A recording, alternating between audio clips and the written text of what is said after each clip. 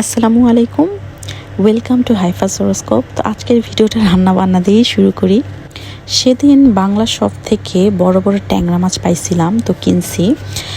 তো এইগুলা না আলু আর টমেটো দিয়ে আমি একটু ঝোল ঝোল করতে চাইছিলাম। এই ঝোলটা আমার খুবই মজা লাগে। রান্নাটা খুবই ইজি আর হচ্ছে টাইম ইফেক্টিভ। ফার্স্টে শুধু হচ্ছে পেঁয়াজ আর কাঁচামরিচ একটু ব্লেন্ড করে নিয়ে তারপর শুধু রসুন বাটা, আদা বাটা না কিন্তু।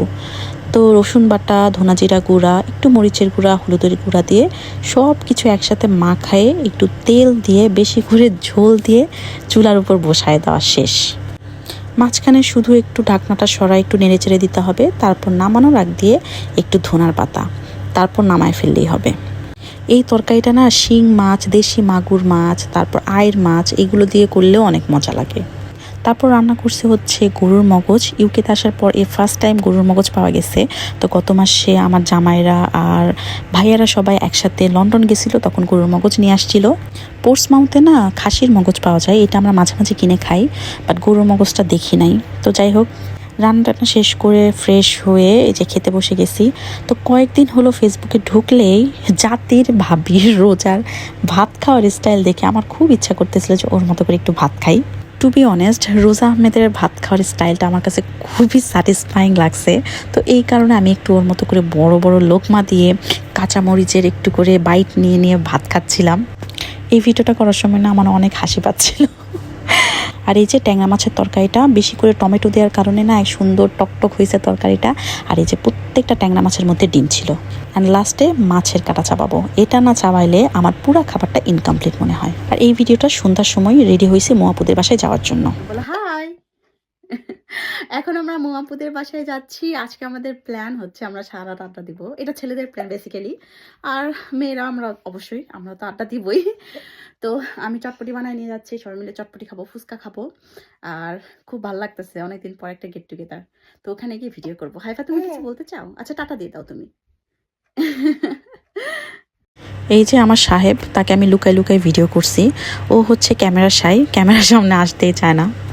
তো তারপর আমরা মোয়াপুদের বাসায় পৌঁছে গেলাম, আর হৃদয় ভাই আর মেহইশ আসছে আমাদেরকে ওয়েলকাম জানাতে। আর ডিমে নদিলে পাত্তা তো সবাই বাসায় গিয়ে একটা ডিম খেলো। পাতিল ধরে হচ্ছে চটপটি, এই দেখো এখন ফুচকা ফুচকাগুলো ভাজাও হয়ে গেছে, আমাদের তো আর তর সহ্যই হচ্ছে না।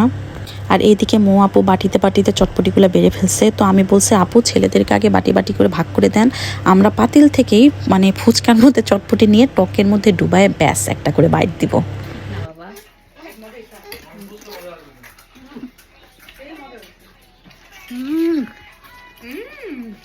তারপর তো আমাদের ফুচকা খাওয়ার মিশন শুরু। মানে কে কতগুলো ফুচকা খাইছে জানি না, শুধু খেয়ে গেছি পাগলের মতো। আশেপাশে কে কি কথা বলতেছে কিচ্ছু কানে ঢুকতেছিল না। ঝাল একদম শেষ, পাতিল খালি, খুব ভালো লাগলো। বাবা, এখানে আমার মা আবার কি রান্না করেছে, গরুর মাংস। আমি ফুচকা লাস্টের বাইটে কাঁচামরিচ খাইছি, মাথা ঘুরতেছে, এমন ঝাল। এখন আবার খেতে চা,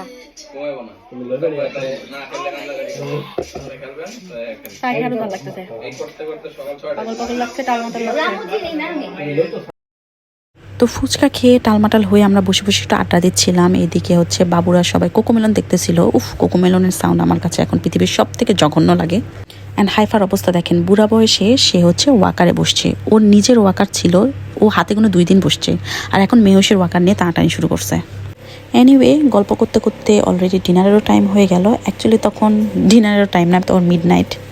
ফুচকাই খাইছি আমরা 9টা-10টার দিকে।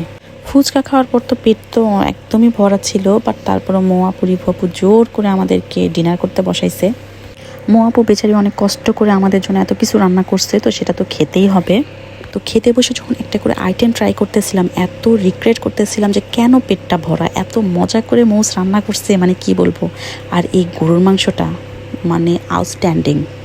গ্রামের মাটির চুলায় যে একদম কষা কষা গরুর মাংস রান্না করে না, এক্স্যাক্টলি ওই রকম।